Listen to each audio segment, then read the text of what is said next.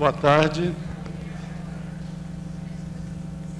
Nós vamos começar essa Mesa-Redonda 2 sobre educação com as professoras Suzani e Cassiani, da Universidade Federal de Santa Catarina, e a professora Helen Hill, da UNTL Victoria University College of Arts, e, infelizmente, sem a presença do professor Abraão Mendonça, que teve um pequeno problema de saúde e está hospitalizado. De modo que nós vamos ter um pouco mais de tempo para apresentações e depois para discussões. Na sequência, seguindo aqui a ordem que está apresentada, vamos começar com a professora Suzani, que vai ter poder fazer a sua apresentação, em torno de meia hora, um pouco mais agora, porque... Não, menos. Depois a professora Helen e depois uma discussão sobre o que foi apresentado aqui. Por favor. Coloca para mim o PowerPoint.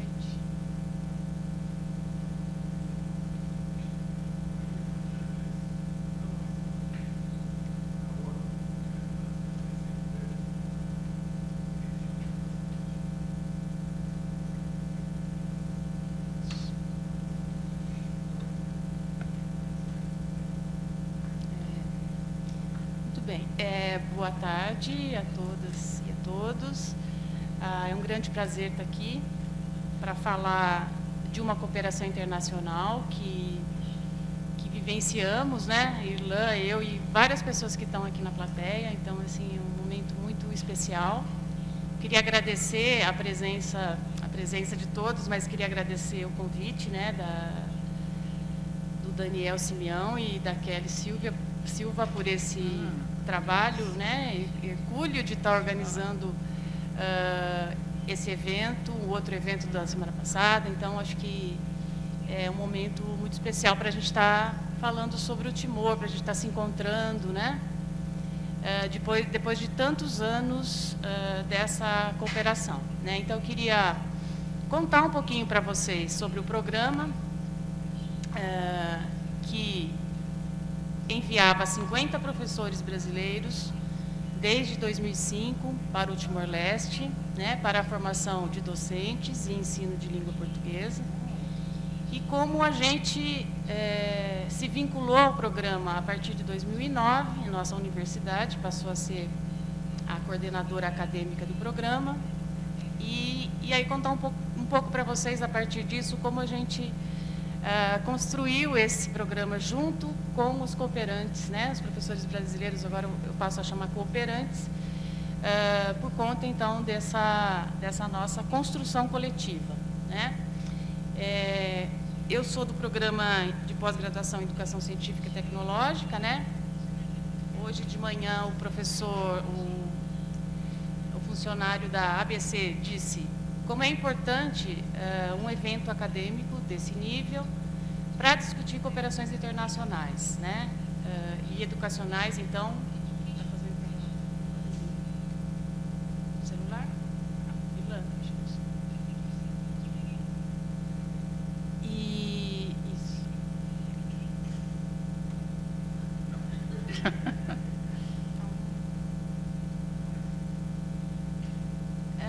Então, vou contar também um pouquinho para vocês, né, como foi esse processo e como a nossa vida mudou com o Timor-Leste, né? A vida do nosso grupo, a vida do nosso programa, as nossas vidas particulares, né?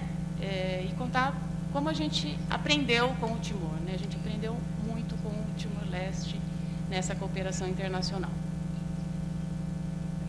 Bom, então...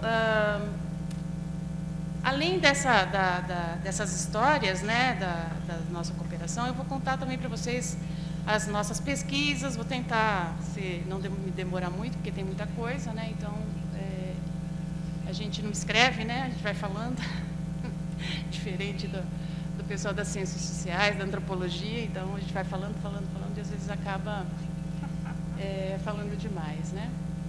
Bem, então, o programa, ele inicia a partir de 2005, né, enviando esses 50 professores que vão participar dessa formação de professores. Eu vou falar daqui a pouco quais eram os projetos, né, que nós tínhamos no início. E o programa, ele inicia com bolsas da CAPES, né? A CAPES, que é a nossa agência de fomento, a nossa maior agência, a agência mais importante aqui no Brasil, né? Que tem mais dinheiro, pelo menos por enquanto. A gente não sabe, depois do golpe que a gente sofreu, né? Então, era a CAPES e o Ministério das Relações Exteriores. E foram alguns programas, né? Dentro desse grande programa, alguns projetos que se iniciaram a partir de 2005. Então, a gente tinha o PROFEP, que era a formação de professores da escola primária, tá? Que funcionou até 2010. Nós tínhamos o PROCAPES, que era um bacharelato emergencial, e que foi até 2011. O ELP, que era o ensino de língua portuguesa para os ministérios, que começou em 2008, tá? Primeiro, o programa focou nesses dois programas, desses dois projetos iniciais aí, né? O PROFEP e o PROCAPES.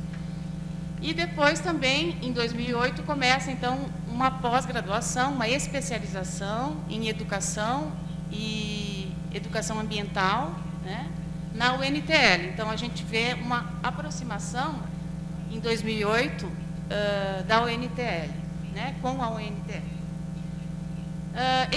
Para vocês terem uma ideia, o PROFEP, a gente começou a gente começou a aprender a fazer cooperação também. O Brasil, eu digo, né? O PROFEP teve problemas com materiais. A gente levou materiais, né, do Brasil, geografia, história, para adaptar lá no Timor, né? Então, muitas vezes, os materiais que eram trabalhados na formação de professores da escola primária envolviam conhecimentos brasileiros, de geografia, de história. Então, isso era um grande problema, né? E deixa eu passar mais um pouquinho. Então, quando a gente começa, em 2009, a coordenação acadêmica pela Universidade Federal de Santa Catarina, né, até então, os professores, eles iam para o Timor e, muitas vezes, eles tinham um coordenador geral, né? E os problemas começavam pela seleção dessas pessoas, né? A gente tinha, por exemplo, eu copiei aqui o edital de 2008, a formação mínima exigida para atuar nesse programa era a licenciatura, apenas a licenciatura. Só que eles chegavam lá, eles tinham que trabalhar com a formação de professores. Então, nem sempre o professor que está atuando na sala de aula, ensinando crianças ou ensinando jovens e adolescentes, eles conseguem, então, trabalhar com formação de professores, né? A exigência era assim, era uma experiência docente de no mínimo 3 anos, né? E uma experiência na formação de professores desejável. Para quem não é da área de educação, talvez não tenha acesso a essa informação, mas a área de formação de professores é uma área muito consolidada no Brasil e no mundo inteiro, né? E a gente, então, se depara com um problema, assim, logo de cara, né? De uma exigência muito mínima na formação desses professores, né? Para trabalhar com formação de professores. E aí, muitas perguntas nós nos fizemos, né? Que tipo de formação devem ter os cooperantes brasileiros para trabalhar em um contexto multicultural e plurilíngue como é o timorense? Qual o perfil de professor que a gente tem que selecionar para ir para o Timor? Quais os desafios enfrentam os cooperantes brasileiros ao ensinarem a língua portuguesa, ciências e tecnologias em território timorense? Quais os desafios para ambos sobre o ensino da língua portuguesa, em detrimento das línguas locais e das línguas consideradas pela Constituição timorense como línguas de trabalho, inglês e Bahasa indonésio. Como o trabalho desenvolvido pela cooperação brasileira pode contribuir com a educação timorense? Então, eram muitas as questões, e eu sempre costumo dizer que a gente começou mais como ativista, né, do que como tendo uma reflexão a priori sobre isso, né? Então, por isso que eu costumo dizer que nós aprendemos muito, né, coletivamente. E não é fácil falar isso, mas é bem sincero da minha parte, né? A gente foi uma coisa bastante bacana o que aconteceu, né? Então, a partir então de 2009, em que nós assumimos a gestão, né, do programa de qualificação de docentes, e que nos deparamos com esses problemas, inclusive dos professores não terem um perfil intercultural crítico para trabalhar nesse processo, né, nós, com a ajuda da CAPES, né, a gente teve muita autonomia, muito apoio da CAPES para tentar, então, trabalhar com esse perfil, né. O que precisava? Então, a gente começou a fazer pesquisa também sobre isso, né? A gente começou a trabalhar não somente nos erros e acertos, né? Mas também fazendo pesquisa e desenvolvendo, então, trabalhos que pudessem dar conta dessas nossas dúvidas, né? A gente começou a pedir várias coisas. Por exemplo, nós percebemos que os cooperantes, eles iam para... Os candidatos, eles iam para uma entrevista para cá e depois eles iam para lá e não tinha ninguém que acompanhava eles, né? Então, a gente recebia pensamos em várias coisas. Por exemplo, não tinha uma arguição escrita, não tinha uma prova, né? Muitos vinham sem saber do que se tratava o Timor, nunca tinham ouvido falar, né? Então, a gente começou a pedir um projeto na seleção. A gente pediu arguição oral e escrita. A gente fez encontros pré-partidas. Nem sempre a gente conseguia, mas quando a gente podia, a gente fazia encontros para explicar como é que era o Timor, o que eles iam fazer lá, qual era a importância dessa cooperação internacional, né? Chamávamos especialistas para explicar sobre o Timor, né? A professora Helen, por exemplo, foi com a gente algumas vezes para contar essa coisa. E outras possibilidades. Por exemplo, a gente acompanhava os brasileiros até o Timor, né? Praticamente a cada 2 vezes por ano a gente ia para o Timor, e aqui é bastante longe, né? Mas a gente é muito envolvida, a gente gostava muito, né? A gente é muito apaixonado mesmo pelo trabalho. Estou falando da gente porque o professor Irlan também foi o coordenador, né? Junto comigo e com outros professores. A gente era um coletivo, então, de coordenadores. A permanência começou a ser avaliada também, porque os professores iam ficar 1 ano, mas muitos professores não conseguiam, tinham muitos problemas, conflitos interpessoais até entre os brasileiros, né? Então, nós começamos a avaliar o trabalho deles, se eles tinham alguma possibilidade de continuar e ficar 1 ano ou até mais, né? E a gente passou a perceber que muitas pessoas podiam ficar mais de 1 ano, né? Não como o programa... E várias outras mudanças, tá? Que foram feitas junto com o pessoal que estava lá, né? Com os próprios cooperantes que começaram a viver lá e começaram também a nos ensinar algumas coisas. E nós começamos também a selecionar pessoas que eram pessoas da língua portuguesa, ensino de língua portuguesa, e o pessoal da ensino de biologia, matemática, física e química, que é a minha área de atuação, né? Ensino de ciências da natureza. E nós começamos, então, a abrir um pouco mais, né? Então, foi um psicólogo, foi antropólogos, foi sociólogos, né? Todo mundo que trabalhava com educação, mas que pudesse, jornalistas, né? Que pudesse contribuir, então, com esse trabalho que estava sendo desenvolvido lá. Suporte teórico, né? A gente pediu para o pessoal, incentivou muito na formação de grupos de pesquisa lá no Timor, né? A formação de grupos tanto de planejamento, né? Então encontros semanais para que eles se encontrassem e também para que eles pudessem estudar sobre o Timor, né?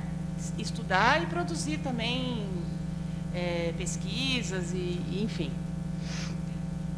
E tem outros detalhes, por exemplo, o aumento de uma bolsa, porque a gente teve um problema em 2011, nós tivemos uma interrupção, né, do programa, por conta da burocracia brasileira e timorense também, né? A gente teve uma interrupção desse contrato, né? Desse convênio, e quando a gente conseguiu reativar o convênio, as pessoas já estavam desmobilizadas para voltarem para lá, né? Os cooperantes brasileiros. Então, a gente demorou para reestruturar, mas aí foram os melhores anos, né? Foram anos muito proveitosos, como eu vou mostrar aqui para vocês. Conseguimos, então, uma bolsa, né, de estudo que foi bastante interessante, era uma bolsa de pós-doutorado para, às vezes, pessoas que não tinham mestrado, que dava, acho que por volta de 2.200 euros, né? E aí o que a gente começou a ver também, a gente, como era uma equipe muito boa, havia muita iniciativa da parte do grupo, né? De estar trabalhando com a organização de eventos, simpósios. A gente tem uma página ali, ó, que vocês podem ter acesso, se vocês quiserem, www.pqlp.br. Ali tem, também foi uma iniciativa dos professores brasileiros, dos cooperantes, para que a gente deixasse um legado, né, sobre essa cooperação. Então, tem relatórios, tem livros, tem artigos, tem entrevistas, tem fotos. É muito bonito, é muito bonita essa página aí. E a gente quer manter, né? Quer tentar manter até quando a gente puder. Então, um trabalho coletivo. Aqui, para vocês terem uma ideia, né, dos números que a gente... Que 2016 é quando eles voltaram, né? E algumas frentes aí de atuação, formação inicial e continuada de docentes, fomento ao ensino de língua portuguesa, apoio ao ensino superior e promoção linguístico-cultural. Então, vocês veem aí um total de 9.700 atendimentos aí em 3 anos, praticamente, né? A gente começou a atuar muito na UNTL, porque depois daquele momento do bacharelato emergencial, que a gente, que esse momento emergencial se encerrou, né? E os próprios timorenses começaram a assumir a formação dos professores, nós ficamos, então, atuando mais propriamente, porque ainda mais que era um grupo bom, que tinha um monte de gente com mestrado, e várias pessoas com doutorado, né? A gente passou, então, a trabalhar na UNTL com a formação inicial, com a formação continuada de docentes nas escolas, em algumas escolas, com todos os problemas que a gente enfrentou, tá? Que nem sempre a burocracia, como já falei, é fácil, né? Auxílio com monografias, com os trabalhos de conclusão de curso, orientação, cinema, enfim, várias iniciativas que a gente, que os cooperantes foram construindo a partir das possibilidades que eles tinham ali, né? Aqui foi um primeiro simpósio de educação, né, da UNTL, que tem a Celestina de Jesus, que veio depois para o Brasil, né, num programa de promobilidade também, que foi um desdobramento do PQLP, né? A gente vê, por exemplo, muitos desdobramentos a partir do programa. Então, esse programa de promobilidade, ele propiciou, então, a vinda de timorenses na nossa universidade, em outras também, né? Mas a gente tinha um programa que era só da Universidade Federal de Santa Catarina. E também a gente conseguiu enviar professores e alunos da pós-graduação e da graduação também para o Timor, né? Então, é um programa de mobilidade. Esse simpósio foi, que a gente tenha conhecimento, foi o primeiro que foi organizado, e foi organizado pelos cooperantes, na UNTL, né? Aqui é um grupo de estudos que a gente, também, a partir do Promobilidade, né, que funciona até hoje, também a gente acha que é o primeiro grupo de estudos de pesquisa, né, que foi criado a partir do programa, por essa possibilidade, então, de troca, das pessoas poderem se encontrarem, né. Trouxe também algumas temáticas que eu achei muito interessante quando os grupos foram formados, né, possibilidades de estudo, né, sobre o Timor, né? Então, nós temos aí ciência e educação científica em sociedades pós-conflito. Que ciência e tecnologia o Timor precisa, né? O que eles querem, o que a gente pode compartilhar. Relações entre as ciências naturais e as humanas nas práticas educativas. Trabalho de campo como método de ensino, pesquisa científica. Relações entre saberes científicos e saberes tradicionais. Tecnologia social, conceitos e possibilidades de uso em Timor-Leste. O conceito de natureza na cultura timorense. E por aí vai, outros, esses foram os primeiros temas que foram estudados pelos cooperantes, lá por volta de 2013, né, que eles começaram a se organizar em grupos e estudar e fazer pesquisa, né?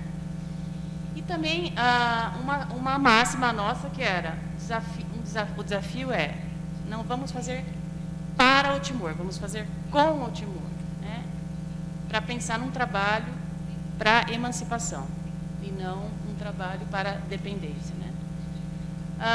Um outro desdobramento do nosso programa foi 15 estudantes timorenses foram estudar na nossa universidade, na nossa pós-graduação, na graduação também, né? E, então, esse foi só para lembrar, né, um evento que a gente fez para receber esses timorenses, né? Foi bem interessante, foi um dia só, mas foi muito representativo. Hoje a gente estava vendo um trabalho de uma professora lá da Paraíba, né? Silvia, isso. Falando que ela faz uma pesquisa que os timorenses falam que eles não têm acolhimento nas universidades, né? E eu disse, a gente está aprendendo a fazer internacionalização na universidade, né? A gente não sabe, a gente está aprendendo, a gente não faz esse acolhimento, a gente acha que eles já sabem a língua portuguesa, vários problemas aí dos nossos professores que muitas vezes não entendem, né? Bom, então, a gente, fazendo uma síntese assim, a gente percebeu dois grandes desafios, né, que eram muito caros para nós, né, que era o ensino de ciência e tecnologia em língua portuguesa. Há futuros docentes não falantes de português, com necessidades de formações numa língua que não tem domínio, né? Então, esse é o nosso primeiro problema lá, né, que a gente precisava ensinar em língua portuguesa para não falantes da língua portuguesa, né? Então, ensinar ciências, tecnologias em língua portuguesa para não falantes. Então, complica aí, né? E também, outra coisa que eu descobri também nas nossas pesquisas, a gente está estudando essas coisas agora, os efeitos de colonialidade e a transnacionalização de currículos. Hoje, o professor da manhã falou de internacionalização e de transnacionalização, né? Então, é uma coisa para se pensar, né? A transnacionalização é quando você pega currículos de outros países e colocam em outros países que têm uma cultura diferente daquela de origem, né? Pelos autores que a gente trabalha. E a gente percebeu que a gente estava fazendo isso e que outras cooperações internacionais também estavam fazendo isso, por exemplo, a portuguesa, né?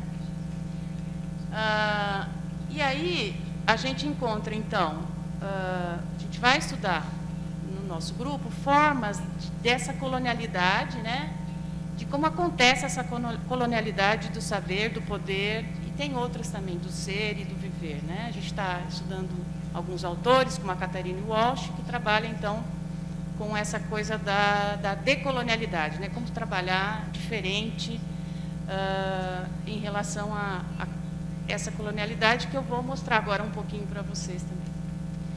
Eu trago esse exemplo, né, que é um livro didático de ciência de 2011, então é o currículo novo, né, implantado há pouco tempo, que eu acho bastante interessante para a gente observar. E todo mundo aqui conhece o Timor, né? Todo mundo está aqui por conta de conhecer o Timor, né? Então, eu fiquei um pouco assustada quando vi isso no livro, né? É uma atividade, né, que o livro didático de ciências, ele pede que os alunos façam uma pesquisa da medicina tradicional, não estou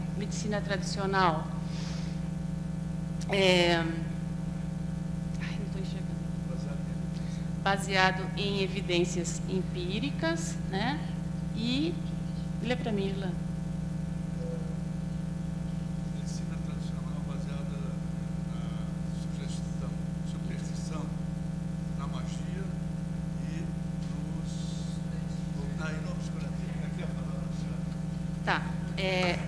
Medicina tradicional baseada na superstição, na magia e no obscurantismo. Aí no glossário tem o que é obscurantismo. Então, obscurantismo é o estado de quem vive na escuridão, na ignorância, doutrina dos que se opõem ao desenvolvimento da instrução e do progresso, pelo fato de os considerarem perigosos para a estabilidade social. Então, esse é um exemplo da cooperação portuguesa, mas a gente tem vários também da cooperação brasileira, né? Mas como é um currículo novo, né, eu estou trazendo para a gente pensar isso aí, né? Eu fiquei um pouco chocada, né? Porque, para quem conhece o Timor, e até na própria, na medicina tradicional, por exemplo, na Unesp, né, você vê trabalhos com a medicina tradicional que envolvem outras questões, como a magia, e que isso, defendendo isso, né? Então, acho que ficou muito forte aí no livro.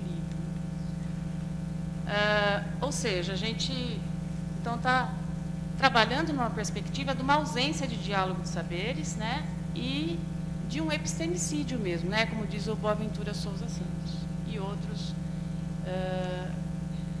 Bom, aí eu trouxe aqui também uma fala para pensar nessa escola, né? Porque a escola também ela é colonizada, né?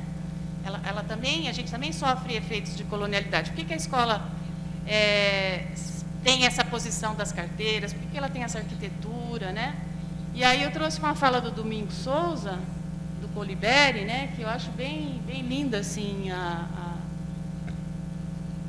que eu acho que ele fala dessa, tanto da língua portuguesa quanto da escola, né? Como a gente sofre esses efeitos de colonialidade. Eu vou ler esse trechinho, então. Ir à escola significava aprender tudo o que era de fora. Criou-se na mentalidade do Coliberi e dos seus conterrâneos um complexo de inferioridade. Eu não consigo. Perante sua própria cultura. Eles sentiam vergonha de sua própria cultura, né?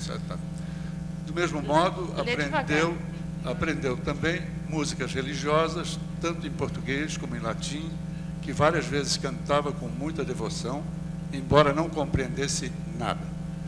Quando aparecia alguém desconhecido na aldeia e proveniente de Dili, Coliberi era chamado para comunicar com ele e ser seu intérprete. Sentia orgulho por saber dar alguns toques na língua portuguesa. Os seus pais, vaidosos, orgulhavam-se de seu filho porque era o único que podia comunicar com outras pessoas numa língua que os da sua aldeia desconheciam. O falar português dava-lhe prestígio e, ao mesmo tempo, introduzia-o na classe das elites?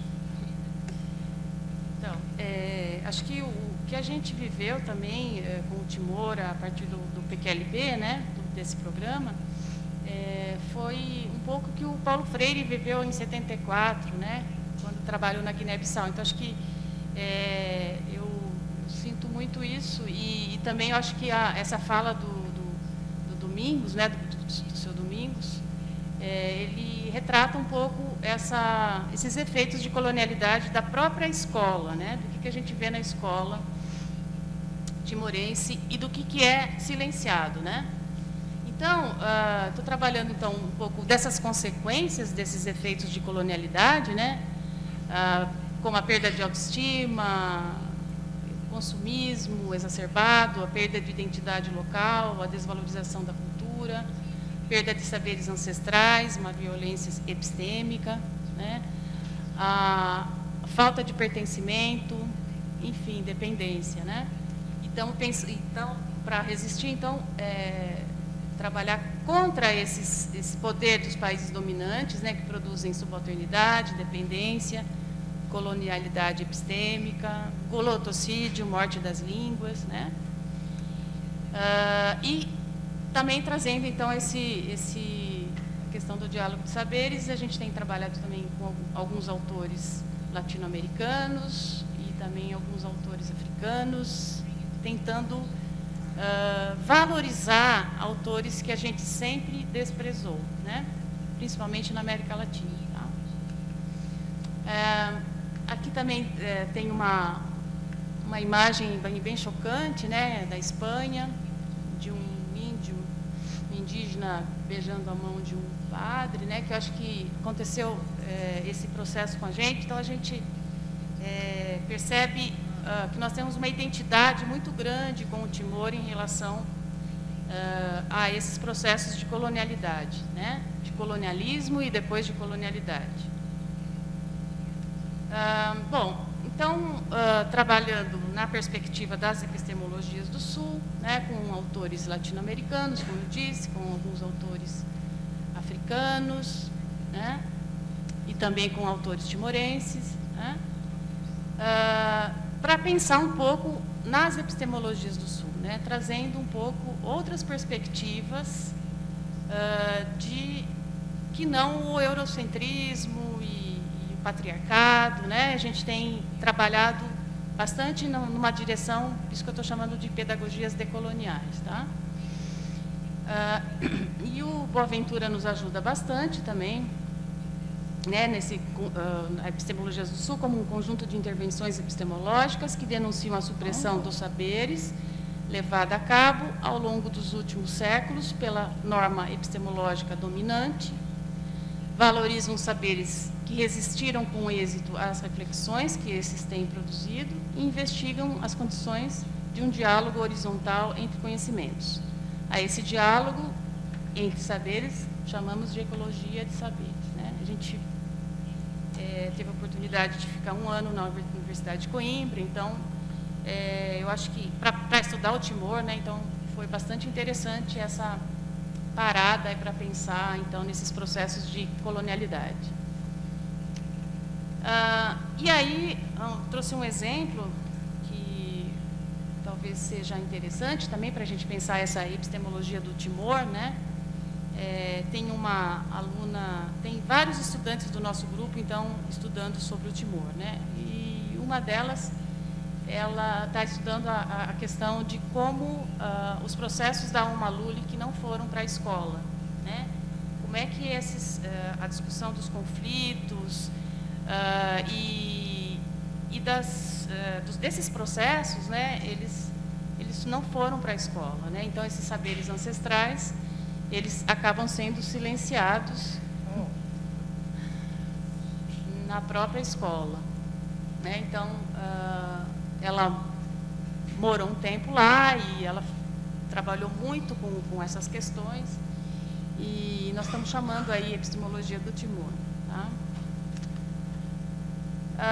E aí tem alguns outros temas, né, de pesquisa, possibilidades de cooperações com uma visão mais horizontalizada. Acho que isso que a gente vai aprendendo, então, né, nesses últimos anos, né, a pensar no que fazer com essa transnacionalização e o que acontece dentro do Brasil também. A gente também faz uma transregionalização de currículo quando a gente pensa no Sul e Sudeste, ditando currículos para o Norte, Nordeste, para outros lugares do país, né? Apagando, silenciando outros saberes, saberes ancestrais, saberes dos indígenas, dos quilombolas, que a gente acaba privilegiando, então, um conhecimento científico neutro, acabado, higienizado, eurocentrado. A formação de professores interculturais. O que é interculturalidade, né? Como é que a gente pode trabalhar numa perspectiva de pensar um professor intercultural? Não só para ir para o Timor, um professor que respeite as diferenças dentro da escola, dentro da nossa escola aqui, né? Um resgate de saberes ancestrais silenciados, né? Eu acho que o Alessandro, que está aqui, está fazendo doutorado sobre o tema, também estudando o ensino secundário, a implementação do novo currículo, né? Tentando trabalhar, então, com pedagogias decoloniais. Não dá tempo de falar tudo, né? Que já estão me mostrando o tempo aqui, mas eu já estou quase terminando. Enfim, temas para a gente lutar contra as desigualdades sociais, né?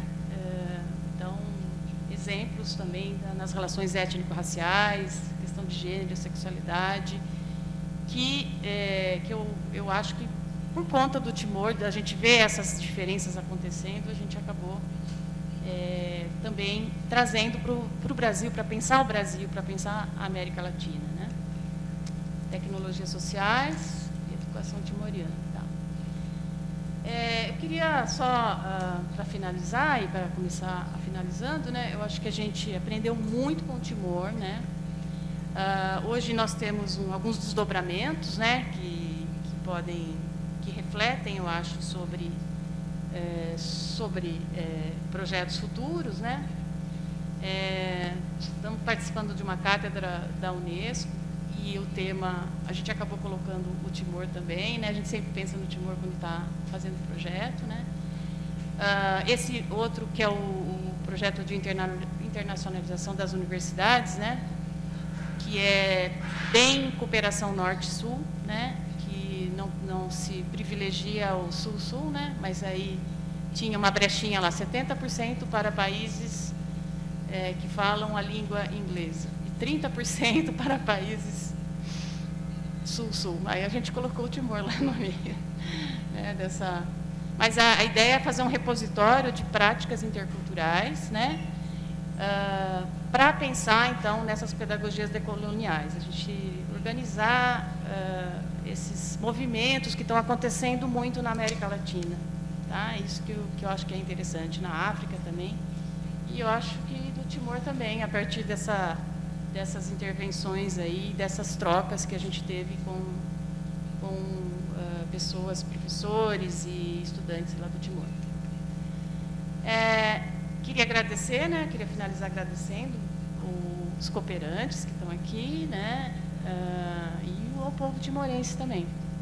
E dizer que nós temos, num rápido levantamento no banco de teses e dissertações da CAPES, colocando a palavra Timor-Leste, apareceram 174 trabalhos. Claro que são trabalhos, eu não fiz não consegui fazer uma classificação, mas eu vi que que a Lívia fez, né? A Lívia fez só da língua portuguesa, achei bem legal, assim, né? Então, 76 trabalhos, né? 72 trabalhos entre 32 de mestrado e doutorado da língua portuguesa a partir de 2002, né? Então, esses 174 deve ter aí, né, várias frentes aí, inclusive da antropologia e outras áreas, né? Mas por aí a gente vê que a gente aprendeu muito com o Timor, né? É isso, gente. Obrigada.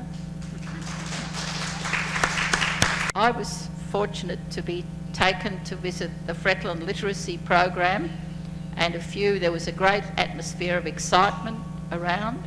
Everybody was wanting to learn something new.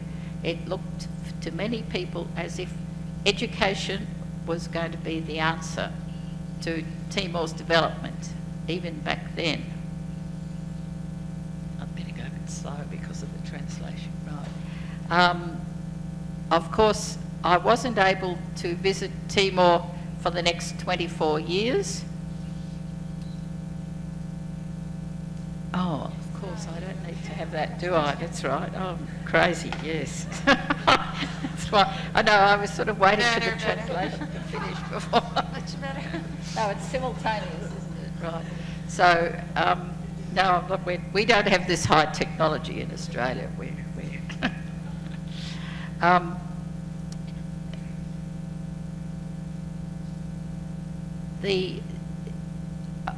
I'm just trying to sort of contextualise this a little bit so you'll understand where I'm coming from. When I had to recast my master's thesis from one on the study of Timor-Leste's transition to independence to a study of the independence movement. And one of the things that interested me greatly about the independence movement was the way that the students from Casa dos Timores over in Portugal there had got onto Paulo Freire's ideas very, very quickly and early in the piece compared to most English speakers, not surprisingly, because he'd written in Portuguese. But as it happened, I had been a student of Paulo Freire myself in Geneva in 2 weeks of seminars the previous year, 74. I was, when Paulo Freire was working at the World Council of Churches and advising the government of Guinea-Bissau, he had a small NGO called Centre for Cultural Action with Claudius Chekon, who I just learnt yesterday, still living in Rio, and I tried to track him down in Rio yesterday and didn't succeed. But and so I was very interested in the application of Freire's ideas in a real live country, very close to Australia. And in a sense, that was probably that propelled me to do my PhD thesis on non-formal education and development in 3 countries of the Pacific. Of course, I couldn't go to Timor because that was under Indonesian occupation and I was persona non grata and would have been chased out immediately. But I did my PhD research in Fiji, New Caledonia, also struggling for independence, and US Trust Territory of Micronesia, also sort of struggling for independence and becoming sort of independent. So that, and I looked at those 3 countries because they were from 3 different colonial powers, British, French and American, and they each had a slightly different way of approaching it. Now I'll just go through some of my PowerPoints here. Yes, this is an approach to the thing about equity, and I remembered this from long ago reading Gunnar Myrdal's Asian drama and being slightly shocked and taken aback to read that education, along with land, is possibly one of the greatest creators of inequality. Everybody thinks education must automatically create equality. It doesn't. It can be made to create equality, but it more often creates inequality because government funding goes to those people who are already doing very well. And this, I think, has great implications for Timor, which I'll talk about a bit later. And then the immediate event that made me immediately think about writing this paper was the one which many of you will recall not long ago, when Vice Minister Dulce Suarez, who many of you will know, had developed an innovative curriculum. And when her party was no longer in power, another Vice Minister came along, Lord Esbessa, who very, very quickly got decree law passed, which really, in a sense, sabotaged the transitional program of that curriculum. I'll talk more about that. And so I realised there is huge dissension, dispute and disagreement among the Timorese elite about what is the best way to go about education policy. And it doesn't follow party lines either. It doesn't follow party lines, because some of the people who supported Dulce's policy were actually Fretlin members, Rui Araujo and also her uncle, Armindo Maia, who'd been the first education minister of Timor since independence. They were supportive of the curriculum, which used Tetum as a language of instruction in early literacy and then had a transition into Portuguese. So I'll talk about that a bit later, but this is really how I came to be trying to look at this topic. What are some historical things? Can we explain this to some extent in terms of looking at Timor's history, and so to be able to understand what can be done about it? And many people would say 15 years after the restoration of independence, perhaps we could have got further. Perhaps if there'd been less fighting and disagreements over some issues, more could have been put in place to see more people on their way with an education pathway. And I know the UNDP was particularly concerned about this, as they wrote a human development report this year on the so-called demographic dividend. Because Timor-Leste has such a huge proportion of young people, this is both a sort of a threat and an opportunity. If they do get education, they can be a powerful engine for development of the country, because there'll be a low dependency ratio. But if they don't get education, there will be, and they don't, find livelihoods and work, then that will be a threat to the country. So it does become quite important. And now there's two slides here I've put here. One is called Assumptions of Policymakers, and the other one's called Assumptions of Parents and Students. Now, this is not science. This is just my own little reflection, but I'm putting it here to gauge some opinions, particularly of Timorese, to what extent they think this is true. Now, it worried me when Timor came to independence and didn't have a big debate on what should be taught in school, because it looked to me as if policymakers thought everyone knows what should be taught in school. It's what our parents, it's everyone knows you should have these languages, you should have maths, you should have science, you should have... and yet I fear Timor lost a good opportunity to have a really thoroughgoing debate, which some of the Pacific Islands, Solomon Islands, had a big debate called Education for What? And while it wasn't totally, didn't answer all the questions, it really set them along a path of reorganising their educational institutions and spending their education dollar. But for various reasons, which I'll talk about later, Timor didn't have that opportunity.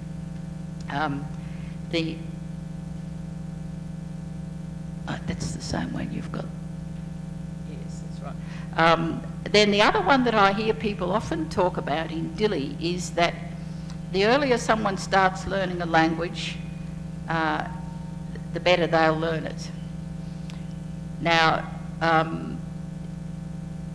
this, I think, is contradicted by research, but nevertheless believed, and we won't spend a lot of time talking about it now. But the idea that one has to start learning Portuguese in kindergarten if you're going to learn it properly, I think, or English. There is also many people will send their children to the Filipino schools with the idea of getting them early into English. And of course, it depends a lot on different families, different educational levels, different role of parents. But I think that this is a fairly widely held assumption. The other one I observe very much in the universities is the one about theory and practice. And I'm fortunate to have been mainly at the UNTL, been working with the Department of Community Development. And I should perhaps have said a bit of historical detail and claim sort of, not conflict of interest, what's the word, to claim some involvement in that, because at Independence, Victoria University in Melbourne, where I'd been teaching, and we set up a course in international community development. And when I came to Dili on my first study leave from Victoria University, second half of 2000, we asked the university, just getting going, even before the university was set up, we asked the Ministry of Education, which was still Father Filomeno at that stage, later became Armindo Maya, would you like some assistance to give people with half-finished degrees a course, do our degree of community development, international community development? And the Timorese, having just defeated the Indonesians when everyone wouldn't expected they wouldn't, said, that's a good idea, but no thanks, we'll do it ourselves. So, I mean, and this was quite, an admirable attitude in a way. They did work on it for a couple of years, and then later we came to Timor and had a meeting, and the rector invited us all to sit down with the people who were doing the community development course, and they said to us, oh yes, we would like some help actually. So we then began systematic work. Now, I don't think any of those people were here. There are people from the Community Development Department here, Abel dos Santos, Teresa Tam, and where's the head of department? Where's Janu? Ah, there he is, yes. And it was really the slight predecessors of these three that we sat down and sort of nutted out some of the curriculum and Timorised them and brought some stuff from Timor into our course too. I mean, this is the thing, and we've had an two-way exchange program, which has been quite valuable. But this is just to give you my perspective on UNTL and also on other Timorese universities. It shocks me that you hear the lecturers and students refer to their first 3 years of study at university as theory. Have anyone else heard that?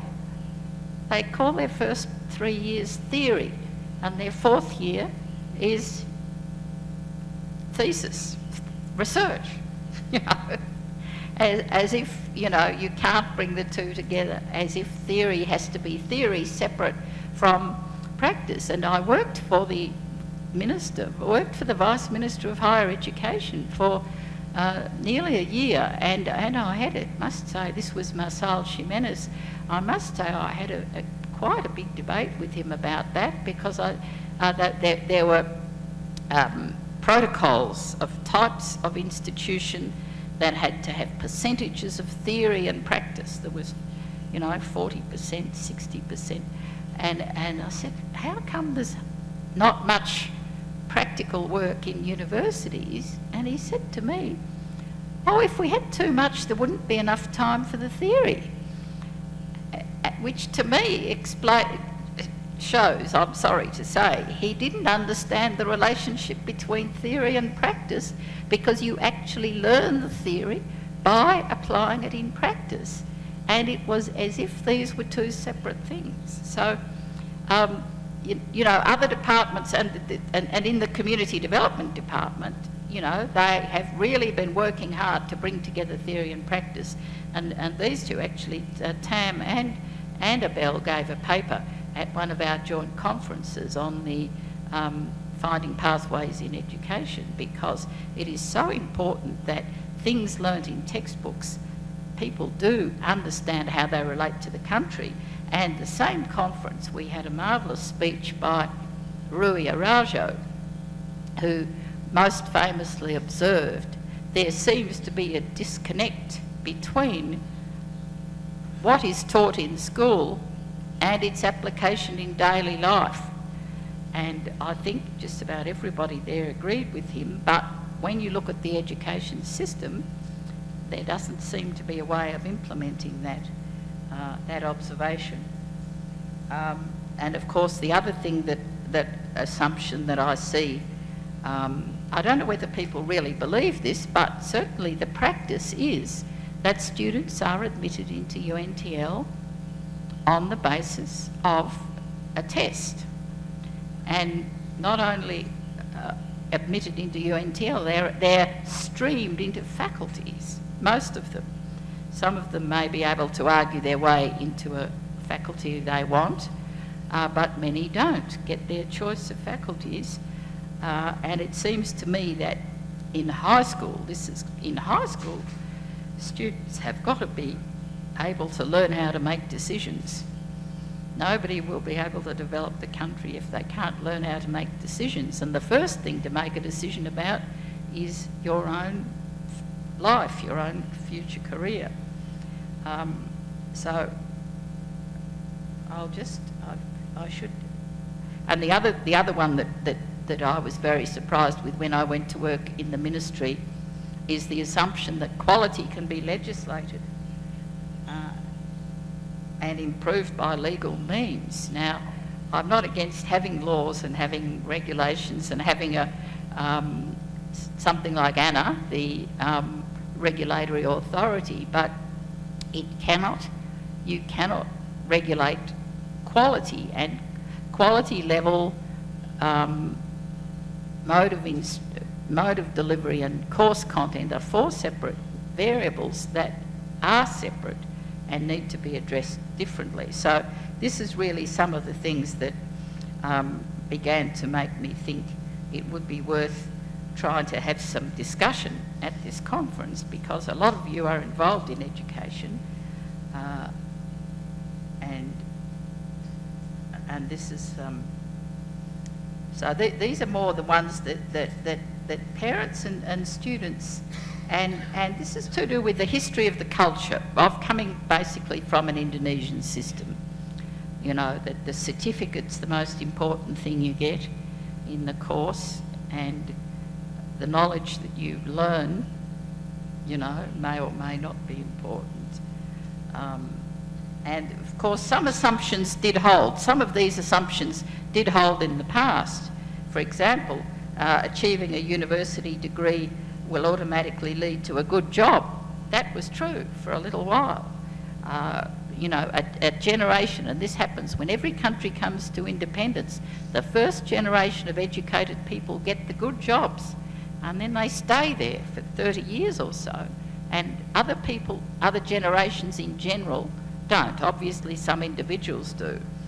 But it's the way higher education is was sold, and now, of course, their government and authorities are busily trying to backtrack, saying, don't go to university, you won't get a job.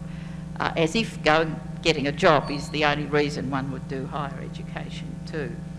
And I think also the one about English. During the UNTL period, English was an official language.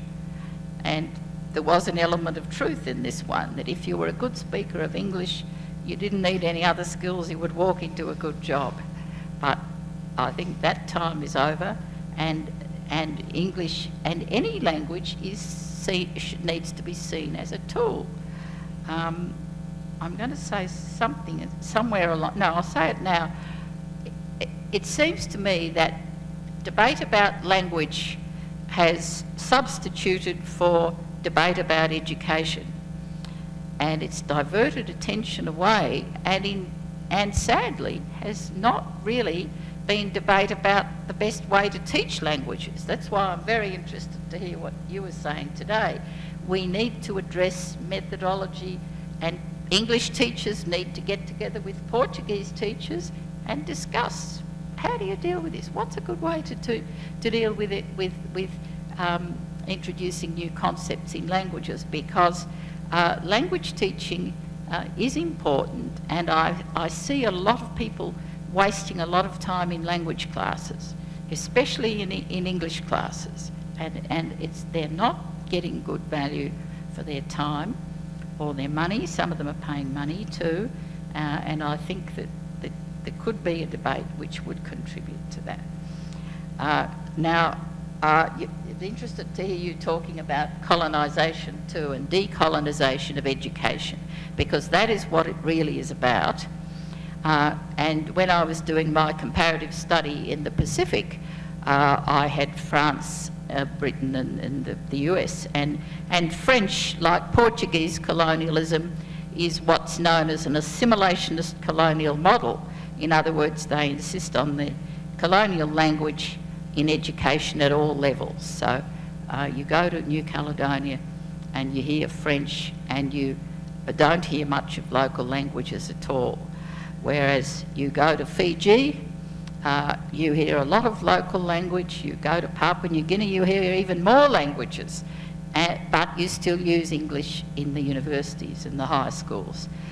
This is historic. This has a historic origin, in the rise of Protestantism, and the Protestant missionaries, of course, wanted everybody to read the Bible in their own language, so they promote literacy in the vernacular. And that came later. And Portugal, of course, Spain and Portugal were the early colonialists. Australia and New Zealand were the really late ones. And I often have to tell people in Australia, don't forget, Portuguese have been in Timor more than twice as long as the British have been in Australia. So, and of course, we do need to have some historical perspectives. Now, I've put a few turning points here because Timor has a very unique history. It's one of the first parts of Asia to be reached and settled by Europeans, and also the last to be decolonised in the full sense of the word, so that you've got this extremely long period of foreign presence of one type or another, of very different types actually. Under the Portuguese with the missionary statute, you had a sort of a two-class system. You had a very good system for some people. Don't forget Xanana Gusmão and Jose Ramos Horta more or less ran the struggle, the armed struggle and the diplomatic struggle on the basis of their secondary education. They didn't go to university. They hadn't been to university at that stage. Ramos Horta later did a master's, but they were beneficiaries of a Jesuit education based on the European concepts, and for many people benefited from that sort of an education. But the larger number got either a second-class education, which I do have a slide for this, but I'll keep it on this one because this is the turning points. No, hang on, I'm moving the wrong one here. So that under the missionary statute, one of the objectives is to not give people too many aspirations and make sure they're hardworking and do the job that's required of them, largely in the subsistence sector. So that when people look back fondly and say, oh, Portuguese education was much better than Indonesian education, it only was for a few people. And I'll get back onto this later when I talk about the Indonesian system. But the Fretland Literacy Program beginning in 1974, first time ever you had literacy in Tetum. And I think it's important to remember that, and it's important to remind Fretland of that these days, because I'm not sure that they would still do that. But it played a key role in the in the struggle and in the sustainability of the struggle in many parts of the country, I'm sure, and also in the ability of people to be who'd benefited from it to be literate after the occupation finished. And the thing about the Indonesian occupation is it opened up opportunities to so many new people. The Indonesians were worried that, you know, they were violating international law. They had to use good arguments to say why the occupation was necessary. And one of them they always used was, we are bringing education to a whole lot of new people that the Portuguese didn't worry about. So that was their argument, and they did build schools. They also knew what... I'll talk a bit about that later, but I'll mention Mario Carrasco because when he was governor, and it's always been believed he was a sort of clandestine, independent, pro-independence person, even when he was in the Indonesian administration, he opened up opportunities for Timorese with the help of Willy Torsuta from the Satya University in Indonesia, and some of the key leading political figures benefited from Mario finding them a preparatory course to do before they did further study, and some of them ended up doing postgraduate work in New Zealand as well. So that it is possible to create opportunities with a strategy behind it. And that was even despite the fact that most people in the Indonesian system were... no, I don't know. I'll just mention some other turning points, because clearly another turning point was Bishop Bello gaining permission for 3 hours a week of TETM in the primary schools, because this brought TETM into formal education, government education, for the first time. And the Mary MacKillop sisters in Sydney were commissioned to write books. So there was no material at all. So that it was, things could be done even under the Indonesian occupation. And of course, things like the Catholic Scouts splitting off from the Indonesian Scouts, which were compulsory, you know, making their links with the Portuguese and the Irish Scouts, so it became a de facto entry point into the clandestine resistance for a lot of young people. And of course you had the emergence of Renatil as a movement inside Indonesia by people who were on good Indonesian scholarships. Now, I think I've covered a lot of this, yes. I'll just make another point about education under Portuguese Timor, that unlike the Pacific Island countries, the Canossian sisters set up an academic school for girls 100 years ago. Quite extraordinary. That, you know, obviously it was only for a small number and they had to be wealthy, but this, I believe, is partly what led to the women's movement to be able to emerge at the time it did, with Rosa Muki Bonaparte and some other women studying in Portugal at the time when the Carnation Revolution happened, or so that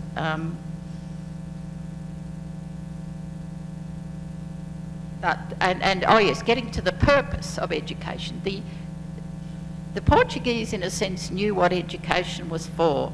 It was to make most people feel a generalised sense of being Portuguese, and to select out those to give citizenship to and create an educated elite to run the country. And once you had the educated elite to run the country, you didn't need anyone else. So the concept of equity wasn't there at all, but they still knew what they wanted. Now, I think I'll slip. The Indonesians also had a very, very strategic attitude towards education. They knew what education was for, and they set up good scholarships. They established a university in Timor, which Mario Carrascolau also was involved in trying to promote. They gave good scholarships to bright students to go to good Indonesian universities on the assumption that they would get good jobs in Jakarta or somewhere else in Indonesia, or maybe even Europe or somewhere else, and stay there and not come back to Timor to become the leadership of the resistance. In other words, they'd forget about the resistance and forget that they were Timorese. They'd say, oh, no, look, I'm an Indonesian. Indonesians treated me so well, I'm an Indonesian. Although another thing to do with education, there was a basic fatal flaw in that, though, and I think this was the Pancasila, the compulsory Pancasila, which everybody had to study, because Timorese actually did very well. This was something you had to memorise, the Indonesian ideology, and you could memorise the Indonesian ideology, get a good mark in your exam, while still knowing that it was completely false and incorrect, because the history you knew from your own country was different. So that I think that was a fatal flaw. Now, this brings me to the thing about what is education, because, you know, everyone knows what education is. It's learning things. And Benjamin Bloom's taxonomy of educational objectives, as many of you will know, identifies the cognitive domain, learning. Oh, hang on, I haven't put this up on your one. I'm going there. Right, let me hang on. How do I move this along? Oh, that's the Indonesian one still, isn't it? Oh. Yeah, that's the, yes. The cognitive domain, the affective domain, and the psychomotor domain. In other words, more simply, knowledge, attitudes, and skills. And I think often within the current thinking in Timor, there's a lot of attention paid to knowledge, a lot of attention paid to content, and not enough to attitudes, and not enough to skills, because very often you'll find the system creates attitudes in it that are counterproductive to the objective of, if there is an objective. So that it's just really to keep those. Now, oh, hang on, oh yes. And this was also, UNESCO incorporated this in its philosophy of 1994, learning to know, learning to do, learning to live together, and learning to be. There was a lot of discussion. This is the early work of UNESCO, which led to things like the Education for All goals, and which led to, eventually, to the Millennium Development Goal of everybody having access to education up to year 9, and then now what, of course, we have is the Sustainable Development Goal on education.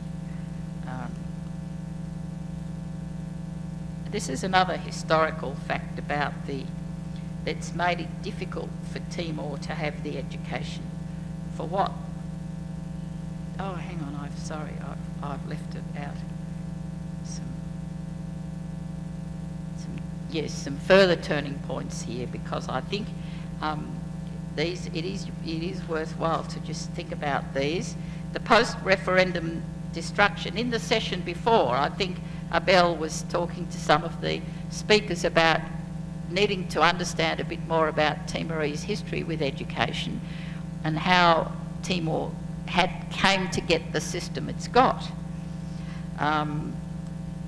Then, of course, we had the Constituent Assembly vote in 2001 to make Tetum a co-official language, when the CNRT Congress of 2000 had said no, Portuguese will be the official language and Tetum will be a so-called national language. And a group of younger generation Frettland members in the Constituent Assembly got together and lobbied Mari Alkatiri and said, let's make Tetum a co-official language, and then they put it to the vote, and of course everybody liked it. So that it was a intergenerational issue rather than an inter-party issue. But there's some interesting stuff to be said about PD, where PD was the only party not to advocate Portuguese as a national language. And it's interesting to see where they are now, because they are very strong supporters of Portuguese. Then we had Untai's hasty departure, which in my view led to this situation where there was no time to have the so-called education for what debate. You may recall, if some of you that were there were two competing ideologies in Untai. One was called tabula rasa, you know, everything's destroyed, we're starting from scratch, all new, you know, we're building a new. And the other one was called return to normal as soon as possible. And the people in education, they really relied on this return to normal. They said, oh, the poor kids are so disrupted. They need to return to normal and get back to school. But what many of the UN people didn't realise, of course, was that normal wasn't normal. Normal was a military occupation. And normal was not, even in the education sense. The textbooks were full of lies, and the textbooks were full of demeaning comments about Timorese culture. So that although Shanana put his name to those textbooks, a lot of people were quite critical, but, in the interests of getting them published fast. So that these events all still to this day, I think, have an impact. Then we have, of course, the role of donors. I mean, Australia did some outrageous things when it comes to the language debate. I mean, I've read an article by a journalist friend of John Howard who said, we tried to persuade the Timorese to adopt English as an official language. We lost that one, and the Australian government put heavy pressure to build a big language centre and wanted a block of land and things like this. In the end, none of it happened, and they, together with New Zealanders, introduced the National Qualifications Framework with a very Australian sort of, and this gets to my other topic of dissension among the elite about education. It's not just language, it's also how to teach skills in secondary school and above, and what's called in Australia vocational education. And that is, I think, now is possibly coming up to be another area of conflict. Then we had Portugal introducing the cafe schools, where Portuguese is taught from day one, which bypasses the curriculum that Dulcie brought in. It's an aid project. And then we had Kirsty Sword-Gushmau's pilot project in 3 Indigenous regional languages called mother tongues. Now, it seems to me that the word mother tongue is applied in Timor in a quite unusual way. People seem to think mother tongue means what your grandparents spoke, rather than in normal linguistic practice it means your first language. And for many that is now Tetum.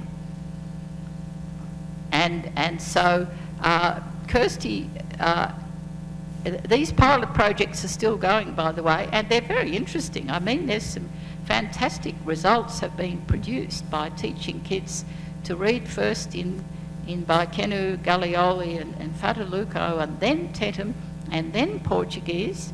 And some of those kids are now better speakers of Portuguese than ones who went to the cafe schools. So there is great need for educational experimentation and also knowledge of comparative and international education.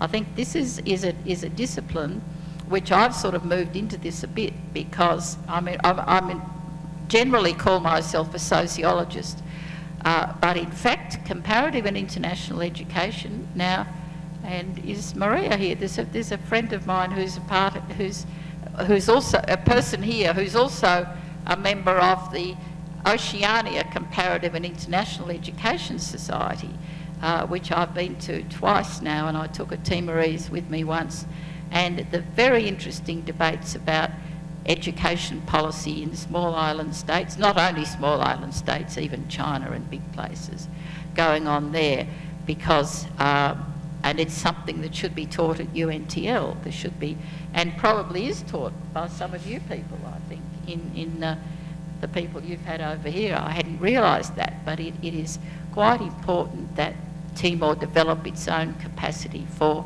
research in this field. Now let's see that's the end, is it? Oh no, sorry, I went backwards. Oh yes, I was just mentioning the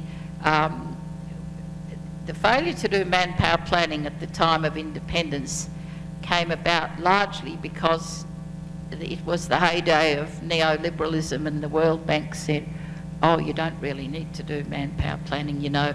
The market's going to just tell you exactly how many of each profession you need in the country, and the people are just going to somehow magically going to all want to do those things, and you'll be right. And now everybody realises, of course, this is not true. I'm doing some work at the moment with Ismenio Martins de Silva of the Human Capital Development Fund on developing a list of occupations in Timor, because Timor does not even yet have a list of all the occupations already in the country and needed to develop the country. The next step then is to assess how many of them you need, what the qualifications would be, and then to establish pathways to get the right number of students. And areas like the finance sector, terribly short of skilled people. IT, different IT jobs. There's not a clear idea of what the different roles within information technology are, from the designing of the systems to the repairing of the actual machines. And computer literacy. Even in schools, people are not learning how to use computers. People in university are not learning how to use computers.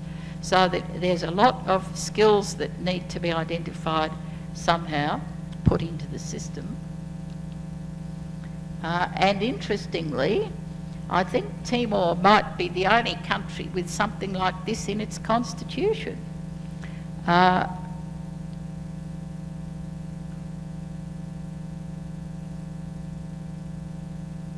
And I can't quite read it from here, but I know it says something like having the right and duty to work and to choose their own profession.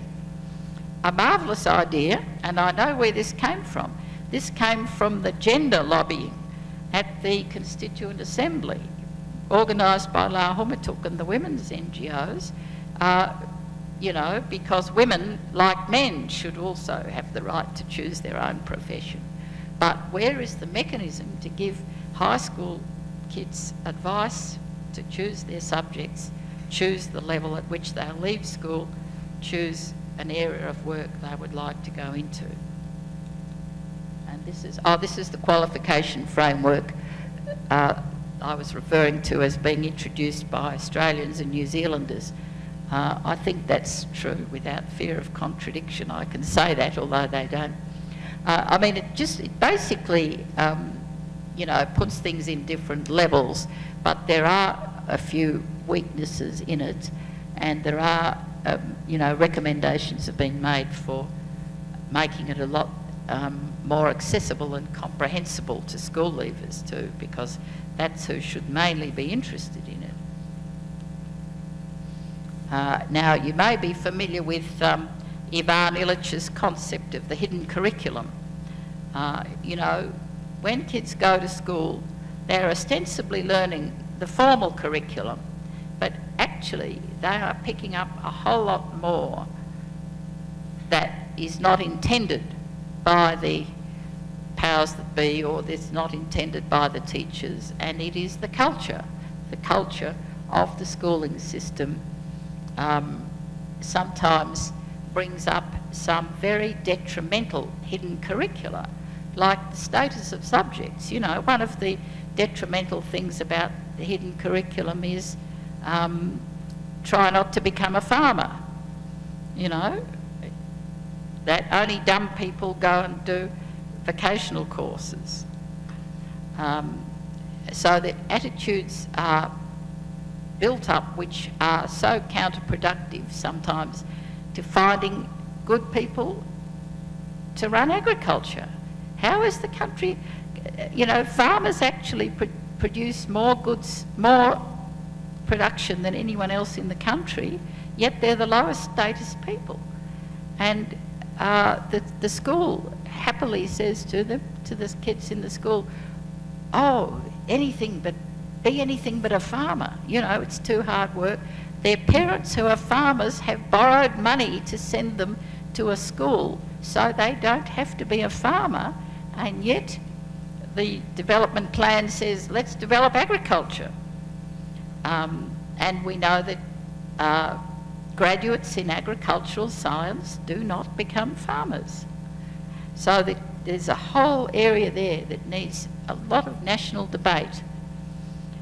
Fortunately, Ego Lemos has introduced into primary schools permaculture. I think the coming of permaculture through the Ministry of Education is extremely interesting, because the Ministry of Agriculture doesn't want to know about it because they're into industrial farming, but here we have the Ministry of Education teaching everybody how to grow their own food and vegetables in the, as they go up the school, and then how to cook cuisine, how to cook a nutritious meal from year 4, so that there are some very interesting things going on in education. Now, and then of course we have I thought I'd better put this in since we're in Brazil, but this, I think, hang on. Yeah, this is the first, these are the wrong way around. We had the Sustainable Development Goals. Timor played a key role. Okay, I better stop. That I think people know about that. And Timor, along with Brazil, is one of the key countries, but, you know, sadly neither of those two leaders are still there. But there are 8 countries whose job is to promote the Sustainable Development Goals. What I wanted to say about the education goal is the education goal is valuable for achieving all of the other goals. And if Timor-Leste, when it's having its debate on education for what, could put the skills needed to achieve all the other goals into the curriculum somewhere at high school, primary school, high school or university, that would be a great way forward, I think. I'll stop.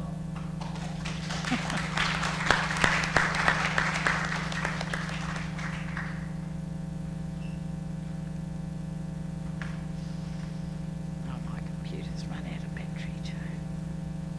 Alô? Bom, são tantas questões que foram apresentadas aqui nas duas falas, né? Com uma quantidade enorme de possibilidades de discussão de larguíssimo prazo, vamos dizer assim, né? Mas, obviamente, eu teria algumas anotações, mas eu acho que antes seria interessante, seria conveniente abrir para questões de vocês, depois, eventualmente, a gente pode fazer algum comentário, já pelo avançado, inclusive, da hora, né?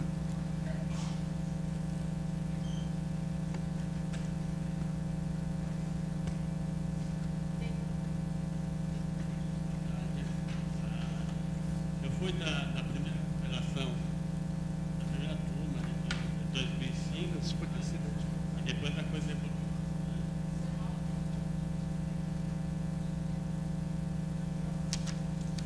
Meu nome é São Paulo, Universidade de São Paulo. E depois evoluiu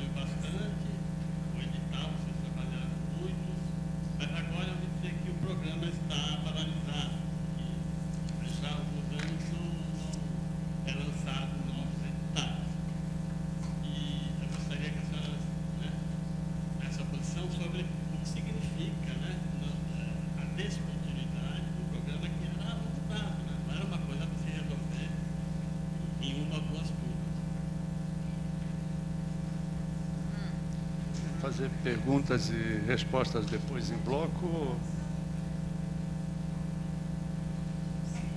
My question is a minor detail on Helen's talk. You seem to support the idea that early education in different languages is not advisable. Did I understand it correctly? Now, say that again. That learning a second or third language early on in the life of a child is not desirable. It depends on when they learn to read. The point is that if you learn to read in a language you don't already speak, more than half the class will fail. The bright kids and the ones with educated parents and books in the home will survive any system. But people confuse learning to read with learning another language. They're two separate things. Learning to read is an act of recognition. You already know how to speak, you learn to recognise letters on a page. If you try to learn to read in a language you don't already speak, it's made doubly difficult, and about half the class won't be able to achieve it. Okay, thank you. That is clear because now in Europe, with European Union and generalization of couples from different nationalities living in a third country, it's increasingly common to have children learning to speak, not read. Right, but learning to speak 2 or 3 languages at very early ages. But I get your point that it's different. There's a difference between speaking and reading and writing. Yes, and it can be done, but you need solid cooperation from the parents. I think it depends on whether the parents have books in the home and read books to their kids too. Thank you. Acho que eu vou responder então a questão dele e aí depois... como é que é seu nome, Eduardo? Edson. Então você foi em 2005? Então, a gente fez um esforço muito grande para, em 2014 a 2016, para que um novo convênio fosse assinado, né? Mas os timorenses queriam 100 professores, eles queriam dobrar o número de professores, né? E a gente estava com uma maturidade muito interessante, acho que para continuar, né? Mas nessas idas e vindas, né, da burocracia, dos documentos, o documento foi engavetado aqui depois que a Dilma caiu, que a Dilma sofreu o golpe, né? E aí a gente não tem mais perspectiva, aí não tem mais dinheiro, né? Nós estamos num limbo, né? Como é que se fala no Brasil aqui? Eu acho que a gente, hoje conversando com algumas pessoas da CAPES, o que a gente ouve é que não há prioridade para cooperações sul-sul, só para as norte-sul, né? Sul-norte. Então sem Portugal. Excluindo Portugal. Sim. O meu nome é Marcelo Nunes, sou tradutor e intérprete em Timor-Leste e trabalho como formador do técnico jurídico no Centro de Formação Jurídica, contratado pelo UNDP, programa do PNUD. E gostava de dirigir uma pergunta à senhora Helen sobre o currículo. Em primeiro lugar, gostava de deixar-vos saber que eu fiz uma pesquisa também sobre a política, a implementação, o programa piloto da implementação das línguas maternas no ensino básico. O que é que eu fiz? Perspectiva legal, Centro de Formação Jurídica, ponto de vista jurídico, Parlamento Nacional, órgão fiscalizador, Comissão F, do assunto Educação e Saúde, INL, Instituto Nacional Linguístico, responsável pela produção das línguas ou desenvolvimento das línguas nacionais. E o Ministério da Educação, o próprio Ministério da Educação, sobre o órgão responsável da implementação do programa. A conclusão, o resultado que eu tirei é que não é efetivo este programa, esta política. Por isso, eu tenho uma dúvida que a senhora Helen pode dizer que é um programa inovador, é um currículo, uma política inovador. Eu tenho dúvida desta questão. E gostava de pedir a sua explicação mais um pouco aprofundada acerca da sua perspectiva enquanto pesquisadora e expectativa, porque eu acho que a política em Timor-Leste da educação, sobretudo o currículo, tem sido polêmico e muito polêmico e divergente, zero divergente. Yeah. Eu acho que devia colocar isso como um consenso nacional, independentemente da política, do partido, independentemente. É porque consta na Constituição e a Lei de Base da Educação, número 8/2004, é que a lei o ensino, a língua de ensino é português e teto. O próprio teto nós não estamos a desenvolver isso. O teto não tem sido bem desenvolvido. Na sua ortografia, sua parte da ortografia também não definimos isso. Queria divergência. A DIT tem a sua versão. O Parlamento Nacional tem a sua versão. A Igreja Católica e a INL.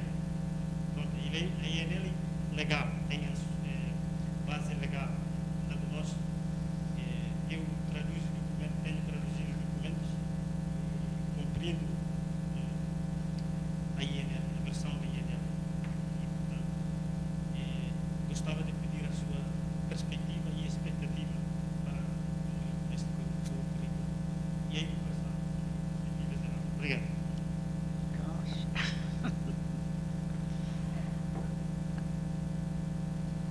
Professora Helen.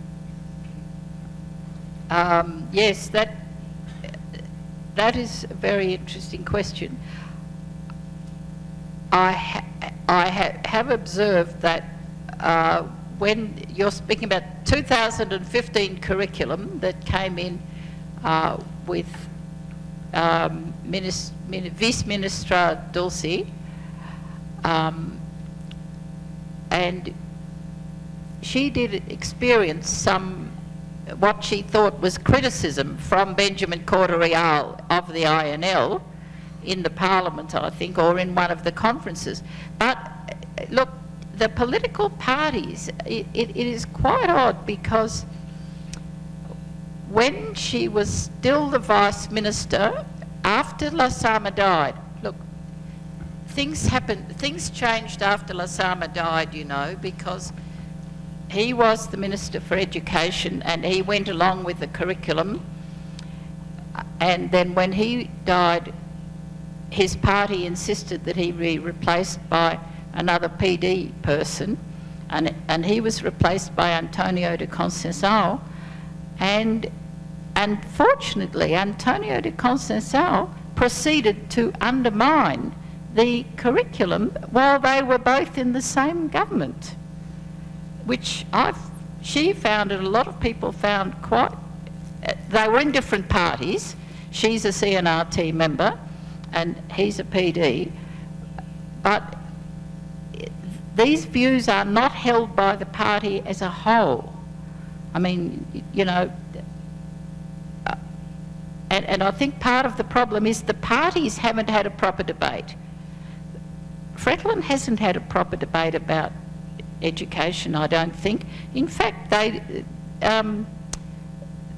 put PD people and independents into the education ministry. In fact, Mari once made a speech saying, I think we're going to appoint an independent as education minister, almost because they didn't have a policy, I think. I don't know, other people here might have more ideas on this than me. And it worries me that many people confuse Dulce's policy with Kirsty Zord-Gushmau's pilot project in mother tongue. And you see, they refer to her curriculum sometimes as a mother tongue curriculum. Now, you know, Tetum is a mother tongue for a lot of people, but the word mother tongue in Timor is used in a confusing way. So there's not even a proper agreement on what the terms of the debate are. I don't know if anyone else has more views on that. Eu tenho uma pergunta para a Suzani. Suzani, eu lembro de ter visto no caderno de resumos, quando a gente estava organizando a conferência e tal, um paper que eu não me lembro se era proposto por você, o Alessandro, ou se era só o Alessandro, mas enfim, você trouxe aqui uma reflexão sobre, quer dizer, uma demonstração de narrativas coloniais produzidas em Portugal e que são difundidas ainda em Timor através dos livros didáticos. E eu gostaria de saber se vocês fizeram algum estudo, enfim, os vários professores que foram para Timor e tal, né, sobre a presença e reprodução dessas narrativas que, grosso modo, estou chamando aqui de narrativas coloniais, mas talvez seja melhor dizer assim, de narrativas descontextualizadas, né, sobre Timor presente nos livros didáticos. E se tem alguma perspectiva comparativa, né? Enfim, o material didático em Timor foi produzido por diferentes cooperantes, por diferentes países e tal. Foi feito algum estudo já comparando narrativas produzidas no Brasil sobre Timor e o que caracterizaria essas narrativas produzidas em Portugal, nos livros didáticos, estou falando, nesse campo bastante restrito, né, e que circulam em Timor e por aí vai. Vocês têm alguma coisa disponível sobre isso? Acho que a gente tem, né, um material analisado tanto das sebentas que os brasileiros fizeram, né, tem muitas sebentas, na verdade, e tem sebentas com exemplo de Copacabana, por exemplo, né, da praia de Copacabana. Então, tem esses estudos, mas não são comparativos. A gente faz análise de discurso para tentar entender até onde vão esses efeitos de colonialidade, né? Eu acho que na nossa área de ensino de ciências está sendo muito legal para explicar o que é isso, né? As pessoas não conhecem o Timor, mas elas se identificam muito quando elas leem os trabalhos que nós estamos produzindo, né? Uma coisa mais sistemática, acho que o Alessandro está fazendo com o doutorado dele, né, que é analisar, então, a implementação do ensino secundário, e a gente não queria só ficar na crítica, a gente queria propor algumas coisas. Então, o trabalho dele, nesse semestre passado, que ele foi para Timor, num doutorado de sanduíche, para tentar trabalhar com os professores alguma questão da pedagogia decolonial, né? De trabalhar com saberes ancestrais, os professores trazerem exemplos, mesmo que seja para ensinar ciências, né? Trazer lá o tuaçapo para mostrar destilação, mas avançar até disso, né? Porque os livros, eles foram feitos por estrangeiros, né? E que não tinham conhecimento da realidade local, e os professores, muitas vezes, não conseguem se identificar com aquele conhecimento que está lá, né? Mas os próprios brasileiros colocaram geladeira, né?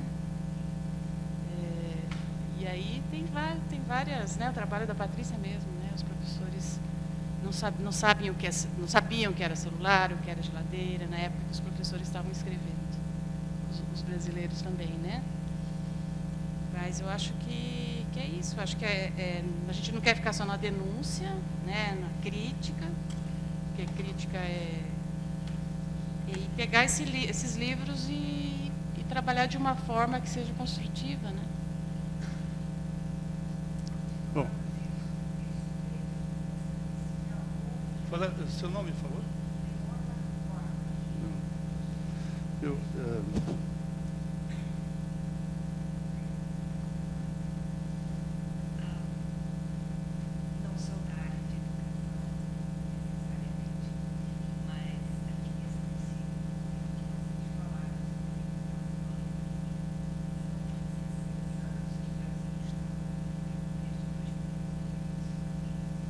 2005.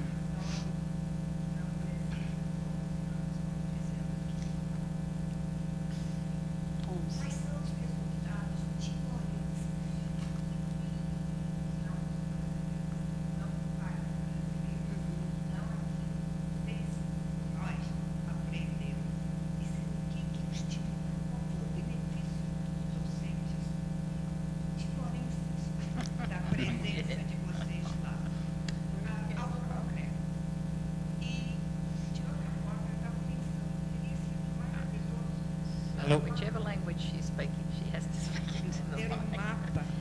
ter um mapa de Timor aqui na parede com pontos onde esses professores foram fazer pesquisa, com que áreas que foram afetadas, se todo mundo foi sempre para dele ou foram, eu tenho certeza que alguns foram para outros lugares. O que se aprendeu vendo de baixo para cima e não de cima para baixo sobre o que está acontecendo na educação em Timor?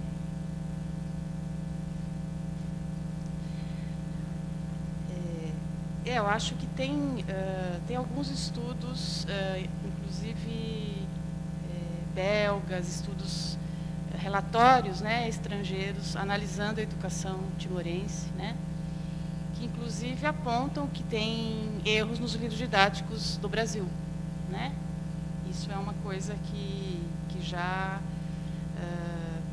estava dado há já uns 5 anos atrás, mais ou menos, né? Porque a cooperação brasileira, uma das atividades que foi delegada foi escrever as sementas, né, os livros didáticos, né? E as pessoas foram para lá com muita boa intenção, inclusive, né? Mas os livros têm vários problemas, né? Inclusive com exemplos do Brasil. E então tem alguns relatórios estrangeiros que apontam, o Banco Mundial, que apontam que esses livros tinham problemas. E agora o que a gente vê, com a nova implantação, a implantação de um novo currículo, esses problemas continuaram, né? O impacto da cooperação dentro do Timor, né? Eu acho que eu vi alguns relatórios, né, feitos pelos timorenses, que os professores, que foi questionado, né, professores de todo o Timor, o que eles pensavam, o que eles achavam. Então tem muito material, né, de quem são os professores brasileiros, de como que eles são muito queridos lá no Timor, até hoje, né? Eles são muito respeitados, porque, não sei se é porque a gente tem os mesmos problemas, né? A gente tem muitos problemas parecidos, né? Dependendo da região. O Brasil tem muitos problemas parecidos com o Timor. Então, eu acho que os professores que foram para lá, mesmo no início, eles tinham uma versatilidade para lidar com esses problemas, né? Que, apesar de todos os problemas também que advindos disso, né? Por exemplo, dos timorenses não saberem falar, então, a língua portuguesa, né? Mas eu acho que o Brasil deveria fazer um estudo, né, sobre esse impacto. Isso não foi feito ainda, né?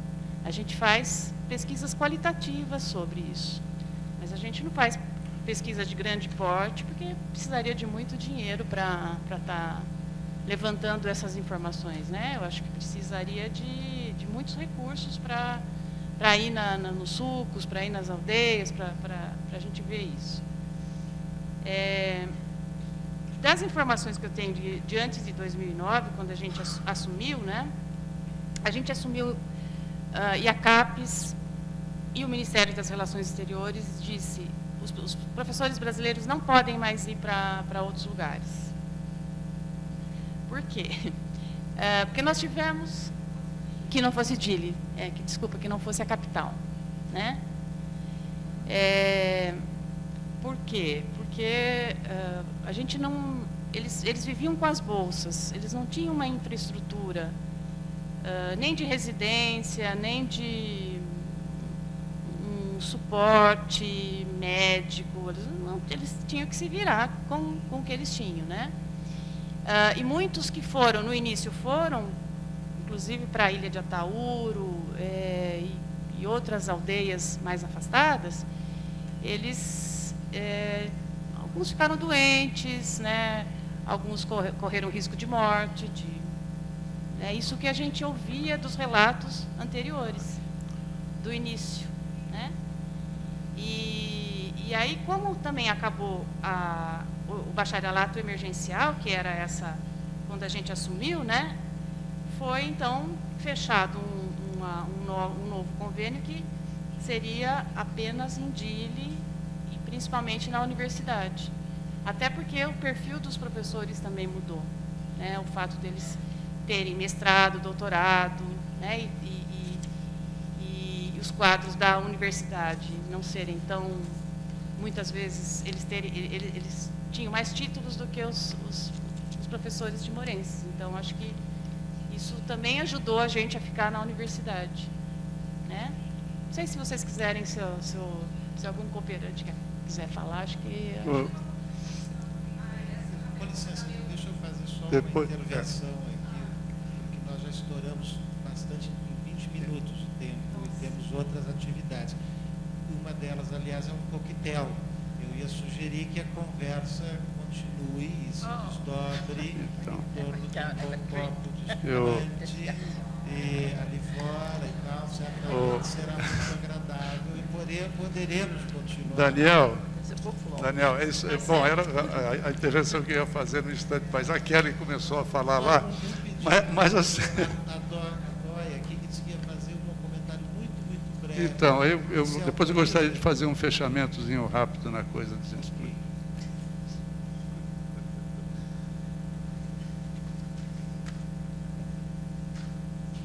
Boa noite a todos. Meu nome é Adolfino Varela, estudante de Relações Internacionais na Paraíba. Eu quero direcionar a minha pergunta para a senhora Helen. A senhora falou que a tentativa de língua inglesa para ser língua oficial não deu certo, mas como nós sabemos que a língua inglesa é extremamente importante, além do mais, Timor está se esforçando muito para conseguir aderir na ASEAN, então, consequentemente, o inglês vai ser muito demandado. Então, teria outra possibilidade de retomar a língua inglesa por parte da Austrália como ponto linguístico para ajudar os timorenses a conseguir concretizar esse sonho? Obrigado.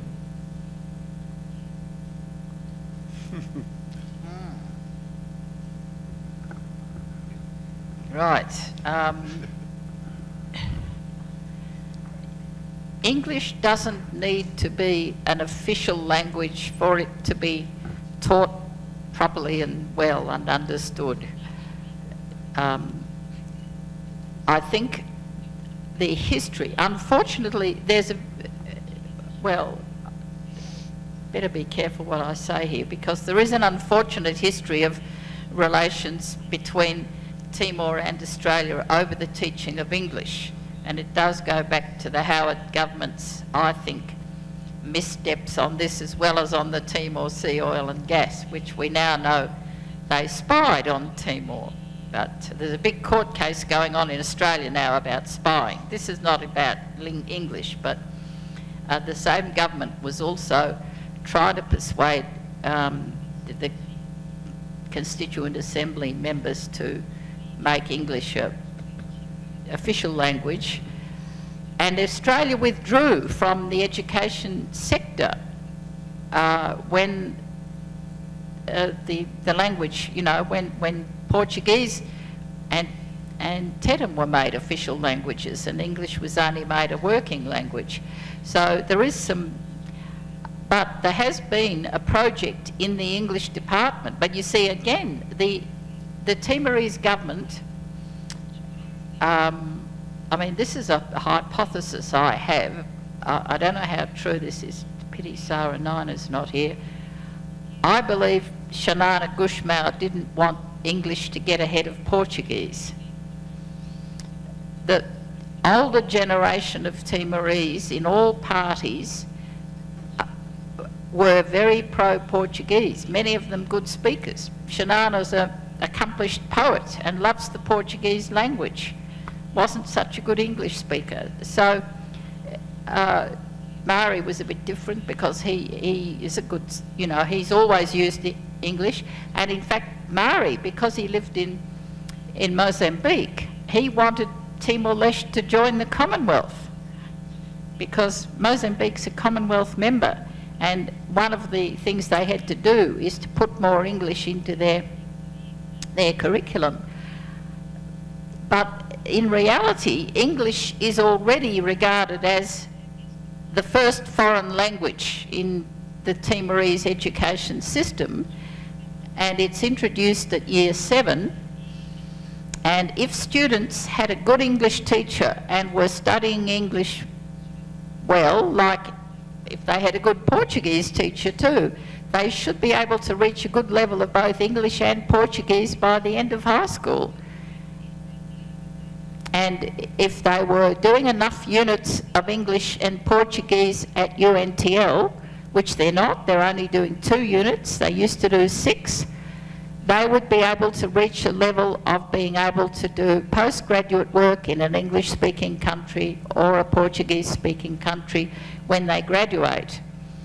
And this is partly an internal UNTL problem, I know, because the current rector, he had planned to establish a language centre. Now, in the state of Victoria in Australia, we have a thing called the Victorian College of Languages, and they teach all languages. It's a public institution run by the Ministry of Education. High school students can study it, or adults, and it's affordable. What's happened in Timor is, unfortunately, the commodification of English, where you've got an organisation called Lely, which is charging a high amount of money, and sadly, I'm sorry to say, UNTL is actually paying that money to send some of its academics to do courses there, when it should be the other way around. The university should be a centre of excellence in the teaching of languages as second and third languages. And if there was such a system, I'm sure the Australian government would support it. But I think a lot of the initiative's got to come from the Timorese. Bom, bom, rapidamente. Olha, as intervenções todas que foram feitas aqui, inclusive antes, né, num GT, lá no GT de Educação, né, a professora Silvia, trabalhando com as questões internacionais, a gente tem tido alguma relação lá, e o professor Rui também, que fez uns comentários relacionados com os processos educacionais, como bater, né, coisas desse tipo, mostra um pouco para a gente o tamanho do problema que se tem relacionado com as questões educacionais, não só no Timor, né, mas no Timor tem particularidades, né, relacionadas aí com isso. Agora a gente tem, eu listei aqui alguns temas, vamos dizer assim, que seriam ótimos para dar continuidade a disso. Obviamente vão ficar em aberto, mas estão lá, quer dizer, dessas falas da professora Suzani, da professora Helen, né, e também dessas outras falas que eu ouvi aqui, nós temos lá temas como emancipação, quer dizer, são conceitos, né? Emancipação, autonomia, democracia, colonialidades, né? Saber, poder, ser, viver, né? Os efeitos dessas colonialidades. Colonialidade interna, quer dizer, a gente não discute, muitas vezes quando a gente fala em colonialidades, fala de colonialidade de um país sobre outro, né? Mas nunca das internas, né? E o Timor é absolutamente diverso, internamente também, né? Como o Brasil é diverso, né? as questões da política linguística, aqui estava falando sobre a questão de política linguística, no Timor tem, que a gente conhece, um departamento lá na UNTL de política linguística, que está na mão do professor Benjamin, Corte Real, né? E eles têm trabalhado agora a questão da sistematização do téton com a língua, quer dizer, essa é uma questão que já tem algum tempo, mas é relativamente nova, vamos dizer assim, em termos de tentativa de consolidação do téton como escrita e tudo mais, né? Codificada e tal. Mas nós temos também no Timor uma questão que está relacionada com a presença portuguesa, com a presença brasileira, com a presença australiana, com a presença indonésia e agora de uma maneira mais intensa com a presença chinesa, né? Quer dizer, essa diversidade toda no Timor promove aqui uma questão seríssima para trabalhar a questão educacional, né, no Timor. Quer dizer, o que se pensa como educação no Timor? Educação para quê? A professora Helen fez uma provocação já no título, que é muito interessante, né? Quer dizer, educação para o quê? Né? Quer dizer, afinal de contas, nós estamos imaginando a educação que promove igualdade. Que tipo de igualdade? Né? Ou promove desigualdade? A gente não trabalha também com as relações de poder interno, quer dizer, o que é que um governo deseja como processo educacional, pensando em desenvolvimento, e o que é desenvolvimento para as populações locais. Agora, recentemente, estive no Timor, trabalhando lá em Hermera, com as escolas Fundamenta Lulu, lá de Hermera, que são escolas que estão se tornando independentes, porque elas estão desenvolvendo atividades que têm a ver com um processo emancipatório deles, que eles estão identificando como emancipatório, né? E foi muito rica essa experiência. Aliás, o que está aqui, não está agora, o Samuel, que está fazendo a tese dele relacionado com essas questões relacionadas com esse tipo de agricultura, né? Ou com aquilo que se chamou lá de pedagogia Malberi, né? Que tem a ver com essas questões todas.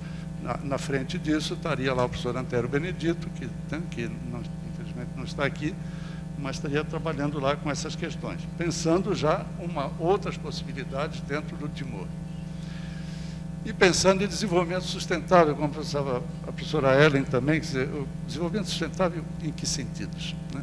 Então, há muitas questões, e há muitas questões que não se consegue responder de maneira tão rápida, né? Existem muitos aprofundamentos, eu acho que está aqui um campo aberto para frente, né? Não temos mais tempo para ficar discutindo aqui, mas há muitas questões pela frente, né? É isso. Eu tenho aqui uma lista, não vou falar mais, porque aquele já está querendo me trucidar ali. Obrigado.